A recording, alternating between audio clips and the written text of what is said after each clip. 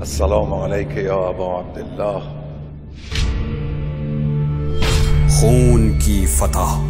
حسین جب کہ چلے بعد دوپہر کو شہادت کی شیرینی نہ تھا کوئی کہ جو تھا میں رکاب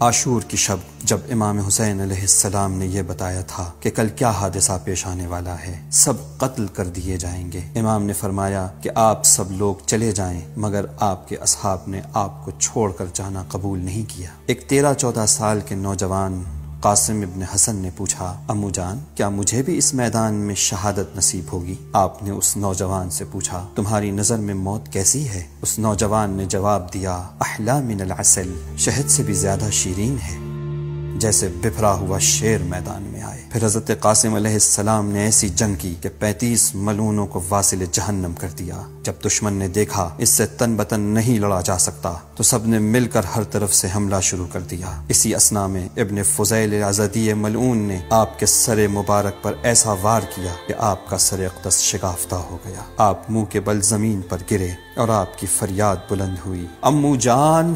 امام حسین نے عقاب کی طرح خود کو جناب قاسم کے سرانے پہنچایا۔ سب سے پہلے اس قاتل پر تلوار کا وار کر کے اسے زمین پر گرا دیا۔ جب دشمن اس قاتل کو بچانے کے لیے میدان کی طرف آئے، ایک بڑی جنگ شروع ہو گئی۔ لشکر کی اسی افراتفری میں قاسم کا جسم نازنی سمو سے پامال ہو گیا۔ امام حسین علیہ السلام نے دشمنوں کو پیچھے ڈھکیل دیا، تمام فضا گردآلود ہو گئی۔ کچھ دیر بعد گرد و غبار بیٹھا تو امام حسین حضرت قاسم کی بالین پر آئے۔ جناب قاسم کی روح قفس عنصری سے پرواز کر چکی تھی۔ امام نے نوحہ پڑھا، میرے لال، میرے لیے کتنا دشوار ہے کہ تم مجھے بلاؤ اور جب میں آؤں تو تم رخصت ہو چکے ہو۔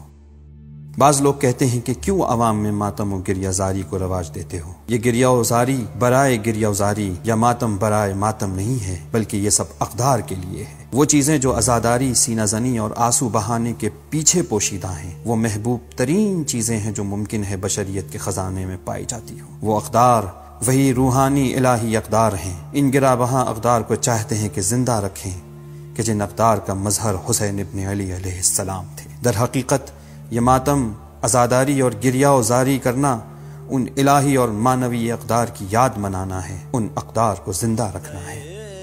لشکر جفا قاسم ہائے پامال کربلا قاسم، غیر معصوم تھے مگر پھر بھی